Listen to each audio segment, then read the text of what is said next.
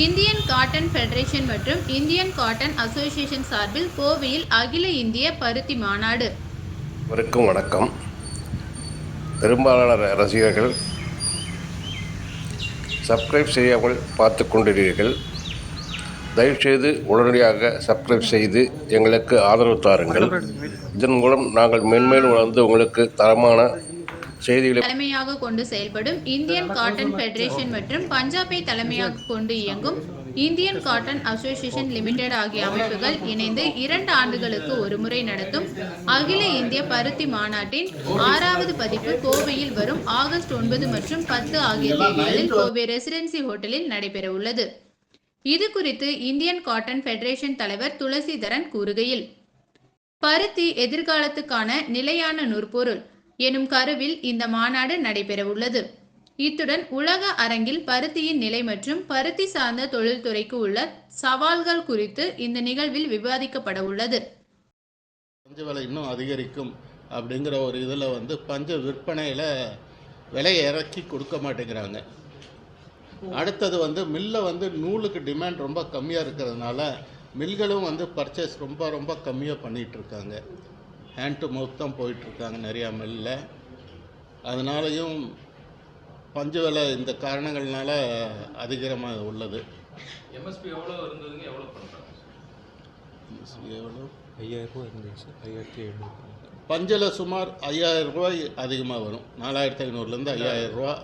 October 1ஆம் தேதி என்னங்க? இல்லை, கேண்டிக்கு. டெக்ஸ்டைல் போன வருஷம் ரொம்ப மோசமாக இருந்ததுங்க. இந்த வருஷம் கொஞ்சம் நம்பிக்கையாக தான் இருக்குது. இனி ஃபெஸ்டிவல் சீசன் டிமாண்ட் இனிமேல் தான் ஆரம்பிக்கும். அதே நேரத்தில் இப்போ பங்களாதேஷில் ஏற்பட்டு உள்ள குழப்ப நிலையினால் நமக்கு ஏற்றுமதி ஆர்டர்களும் திருப்பூருக்கும் மற்ற எக்ஸ்போர்ட்டர்ஸ்க்கும் அதிகமாக வரும்னு எதிர்பார்க்குறோம்.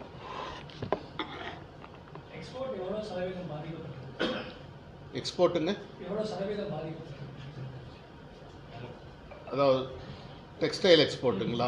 அபவுட் 30% பாதிச்சிருக்குங்க. Pricing is one of the main காசுங்க. ரெண்டாவது பங்களாதேஷ்லேருந்து போகிற ஜவுளிக்கும் வியட்நாம்லேருந்து போகிற ஜவுளிக்கும் வரி ரொம்ப கம்மி. யூரோப்லேயும் அமெரிக்காலேயும் நம்ம இந்திய பொருள்களுக்கு வரி மிக அதிகமாக இருக்குது. அது ஒரு காரணம். அதனால் காஸ்ட் கட்டுவழி ஆகிறதில்ல. ரெண்டாவது இங்கே இந்தியாவில் மீடியம் அண்ட் ஸ்மால் ஸ்கேல் இண்டஸ்ட்ரீஸில் நம்ம கார்மெண்ட் தயாரிக்கிறதுனால நம்மளால் பங்களாதேஷோட நம்ம காஸ்ட் ஜாஸ்தி ஆகுது. ரெண்டாவது பங்களாதேஷில் லேபர் இஸ் வெரி சீப். இங்கே நம்ம மினிமம் வேஜஸ் நம்ம கொடுத்தாகணும். அதனால் இங்கே லேபர் காஸ்ட் ஜாஸ்தி ஆகுது. அதுவும் ஒன் ஆஃப் தி ரீசன். பங்களாதேஷில் நிலவக்கூடிய சூழலை தமிழக அரசு சரியாக பயன்படுத்திக்காமல் இருக்குது அப்படின்னு சொல்லிட்டு அண்ணாமலை குற்றம் சாட்டுறாரு. தமிழ்நாடு கவர்மெண்ட்டுடைய நடவடிக்கைகள் எப்படி இருக்கு? தமிழ்நாடு அவங்க இண்டஸ்ட்ரியை என்கரேஜ் பண்ணிட்டு தான் இருக்காங்க. இண்டஸ்ட்ரிக்கு சப்போர்ட்டிவாக தான் இருக்காங்க.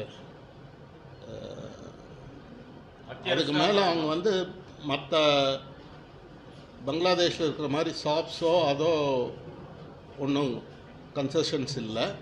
But Tamil Nadu government is supportive.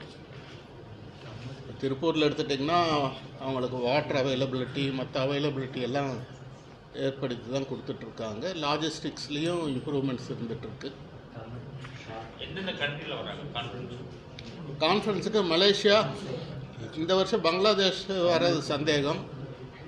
மலேசியாவிலேருந்து வராங்க, ஈஜிப்ட்லேருந்து வராங்க, யூஎஸ்லேருந்து வராங்க.